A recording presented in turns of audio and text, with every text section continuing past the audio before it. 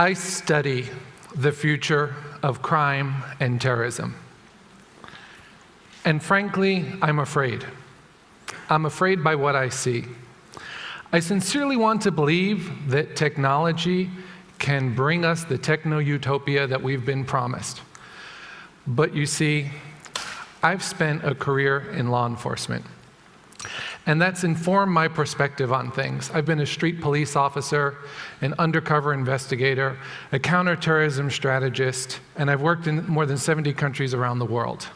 I've had to see more than my fair share of violence and the darker underbelly of society, and that's informed my opinions. My work with criminals and terrorists has actually been highly educational. They have taught me a lot, and I'd like to be able to share some of these observations with you.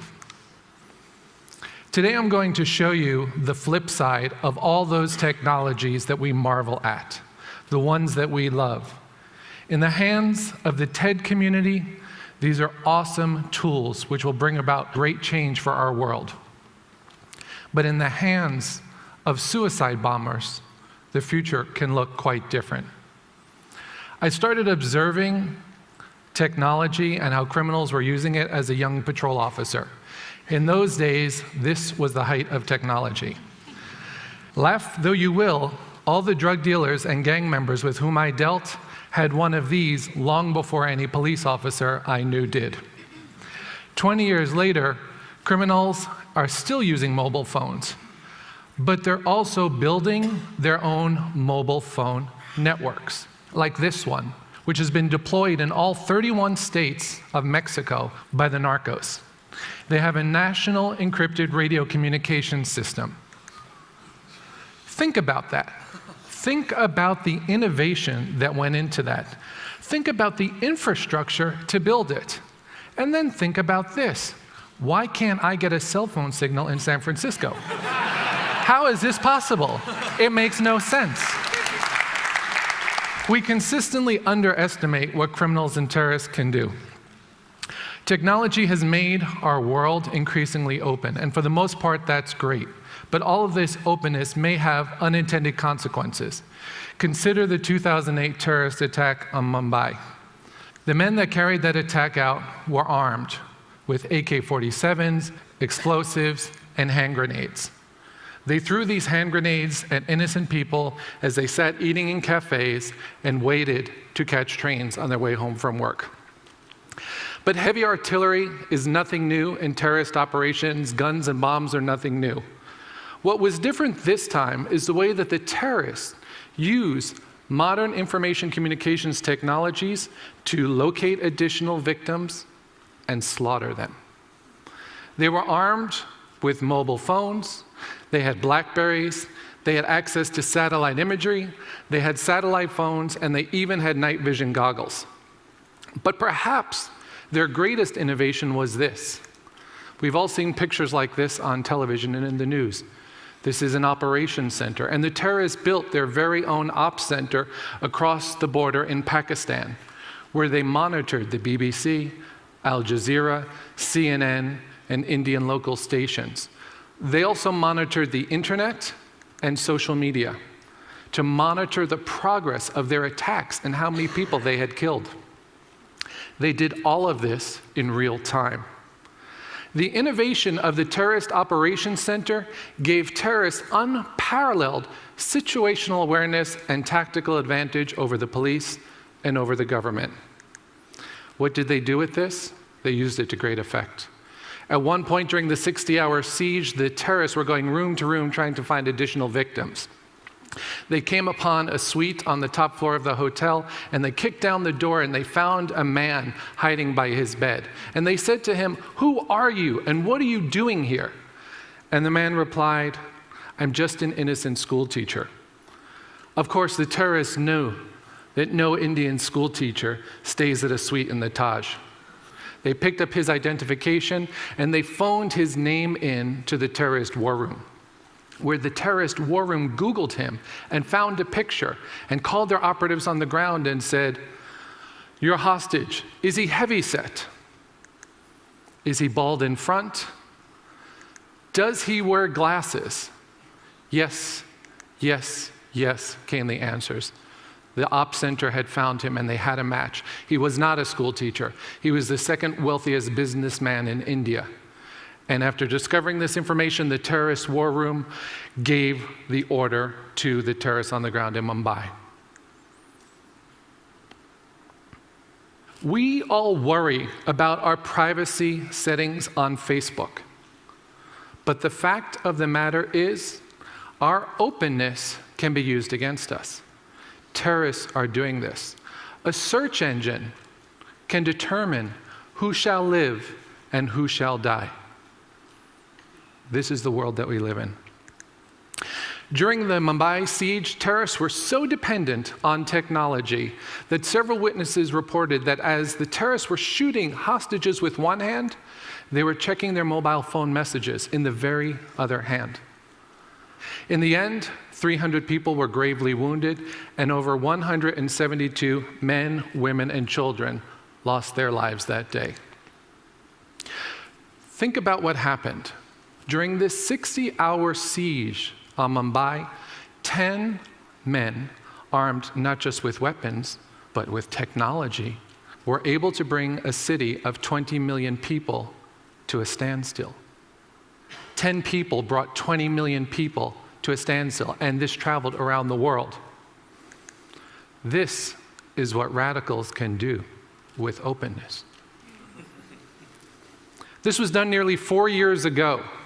What could terrorists do today with the technologies available that we have? What will they do tomorrow? The ability of one to affect many is scaling exponentially, and it's scaling for good, and it's scaling for evil. It's not just about terrorism, though. There's also been a big paradigm shift in crime. You see, you can now commit more crime as well. In the old days, it was a knife and a gun. Then criminals moved to robbing trains. You could rob 200 people on a train, a great innovation. Moving forward, the internet allowed things to scale even more. In fact, many of you will remember the recent Sony PlayStation hack. In that incident, over 100 million people were robbed. Think about that. When in the history of humanity has it ever been possible for one person to rob 100 million? Of course, it's not just about stealing things. There are other avenues of technology that criminals can exploit. Many of you will remember this super cute video from the last TED. But not all quadcopter swarms are so nice and cute. They don't all have drumsticks. Some can be armed with HD cameras and do counter surveillance on protesters. Or, as in this little bit of movie magic, quadcopters can be loaded with firearms and automatic weapons. Little robots are cute when they play music to you. When they swarm and chase you down the block to shoot you, a little bit less so. Of course, criminals and terrorists weren't the first to give guns to robots. We know where that started. But they're adapting quickly. Recently, the FBI arrested an al-Qaeda affiliate in the United States who was planning on using these remote-controlled drone aircraft to fly C4 explosives into government buildings in the United States. By the way, these travel at over 600 miles an hour. Every time a new technology is being introduced, criminals are there to exploit it. We've all seen 3D printers. We know with them that you can print in many materials, ranging from plastic to chocolate to metal and even concrete. With great precision, I actually was able to make this just the other day, a very cute little ducky. But I wonder to myself, for those people that strap bombs to their chests and blow themselves up, how might they use 3D printers? Perhaps like this. You see, if you can print in metal, you can print one of these. And in fact,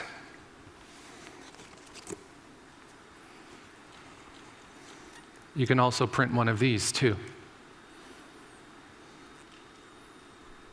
The UK, I know, has some very strict firearms laws. You needn't bring the gun into the UK anymore. You just bring the 3D printer and print the gun while you're here. And of course, the magazines for your bullets. But as these get bigger in the future, what other items will you be able to print? The technologies are allowing bigger printers. As we move forward, we'll see new technologies also, like the Internet of Things. Every day we're connecting more and more of our lives to the Internet, which means that the Internet of Things will soon be the Internet of Things to be hacked. All of the physical objects in our space are being transformed into information technologies, and that has a radical implication for our security, because more connections to more devices means more vulnerabilities. Criminals understand this, terrorists understand this, hackers understand this. If you control the code, you control the world. This is the future that awaits us. There has not yet been an operating system or a technology that hasn't been hacked. That's troubling, since the human body itself is now becoming an information technology. As we've seen here, we're transforming ourselves into cyborgs. Every year, thousands of cochlear implants, diabetic pumps, pacemakers, and defibrillators are being implanted in people. In the United States, there are 60,000 people who have a pacemaker that connects to the internet. The defibrillators allow a physician at a distance to give a shock to a heart in case a patient needs it. But if you don't need it and somebody else gives you the shock, it's not a good thing. Of course, we're going to go even deeper than the human body. We're going down to the cellular level these days. Up until this point, all the technologies I've been talking about have been silicon-based, ones and zeros. But there's another operating system out there, the original operating system, DNA. And to hackers, DNA is just another operating system waiting to be hacked. It's a great challenge for them. There are people already working on hacking the software of life. And while most of them are doing this to great good and to help us all, some won't be. So how will criminals abuse this? Well, with synthetic biology, you can do some pretty neat things. For example, I predict that we will move away from a plant-based narcotics world to a synthetic one. Why do you need the plants anymore? You can just take the DNA code from marijuana or poppies or coca leaves and cut and paste that gene and put it into yeast. And you can take those yeast and make the cocaine for you, or the marijuana, or any other drug. So how we use yeast in the future is going to be really interesting. In fact, we may have some really interesting bread and beer as we go into this next century. The cost of sequencing the human genome is dropping precipitously. It was proceeding at Moore's Law pace, but then in 2008, something changed. The technologies got better, and now DNA sequencing is proceeding at a pace 5 times that of Moore's Law. That has significant implications for us. It took us 30 years to get from the introduction of the personal computer to the level of cybercrime we have today. But looking at how biology is proceeding so rapidly, and knowing criminals and terrorists as I do, we may get there a lot faster with biocrime in the future. It'll be easy for anybody to go ahead and print their own biovirus, enhanced versions of Ebola or anthrax, weaponized flu. We recently saw a case where some researchers made the H5N1 avian influenza virus more potent. It already has a 70% mortality rate if you get it, but it's hard to get. Engineers, by moving around a small number of genetic changes, were able to weaponize it and make it much more easy for human beings to catch, so that not thousands of people would die, but tens of millions. You see, you can go ahead and create new pandemics. And the researchers who did this were so proud of their accomplishments, they wanted to publish it openly so that everybody could see this and get access to this information. But it goes deeper than that. DNA researcher Andrew Hessel has pointed out quite rightly that if you can use cancer treatments, modern cancer treatments, to go after one cell while leaving all the other cells around it intact, then you can also go after any one person's cell. Personalized cancer treatments are the flip side of personalized bioweapons, which means you can attack any one individual, including all the people in this picture. How will we protect them in the future? What to do? What to do about all this? That's what I get asked all the time. For those of you who follow me on Twitter, I will be tweeting out the answer later on today. Actually, it's a bit more complex than that, and there are no magic bullets. I don't have all the answers, but I know a few things. In the wake of 9/11, the best security minds put together all their innovation, and this is what they created for security. If you're expecting the people who built this to protect you from the coming robo-apocalypse, you may want to have a backup plan. Just saying. Just think about that. Law enforcement is currently a closed system. It's nation-based while the threat is international. Policing doesn't scale globally, at least it hasn't. And our current system of guns, border guards, big gates, and fences are outdated in the new world into which we're moving. So how might we prepare for some of these specific threats, like attacking a president or a prime minister? This would be the natural government response, to hide away all our government leaders in hermetically sealed bubbles. But this is not going to work. The cost of doing a DNA sequence is going to be trivial. Anybody will have it, and we will all have them in the future. So maybe there's a more radical way that we can look at this. What happens if we were to take the president's DNA, or a king or queen's, and put it out to a group of a few hundred trusted researchers so they could study that DNA and do penetration testing against it as a means of helping our leaders? Or what if we sent it out to a few thousand? Or controversially, and not without its risks, what happens if we just gave it to the whole public? Then we could all be engaged in helping. We've already seen examples of this working well. The Organized Crime and Corruption Reporting Project is staffed by journalists and citizens, where they are crowdsourcing what dictators and terrorists are doing with public funds around the world. And in a more dramatic case, we've seen in Mexico, a country that has been racked by 50,000 narcotics-related murders in the past 6 years. They're killing so many people they can't even afford to bury them all in anything but these unmarked graves, like this one outside of Ciudad Juarez. What can we do about this? The government has proven ineffective. So in Mexico, citizens at great risk to themselves are fighting back to build an effective solution. They're crowd mapping the activities of the drug dealers. Whether or not you realize it, we are at the dawn of a technological arms race. An arms race between people who are using technology for good and those who are using it for ill. The threat is serious, and the time to prepare for it is now. I can assure you that the terrorists and criminals are. My personal belief is that rather than having a small elite force of highly trained government agents here to protect us all, we're much better off having average and ordinary citizens approaching this problem as a group and seeing what we can do. If we all do our part, I think we'll be in a much better space. The tools to change the world are in everybody's hands. How we use them is not just up to me, it's up to all of us. This was a technology I would frequently deploy as a police officer. This technology has become outdated in our current world. It doesn't scale, it doesn't work globally, and it surely doesn't work virtually. We've seen paradigm shifts in crime and terrorism. They call for a shift to a more open form and a more participatory form of law enforcement. So I invite you to join me. After all, public safety is too important to leave to the professionals. Thank you.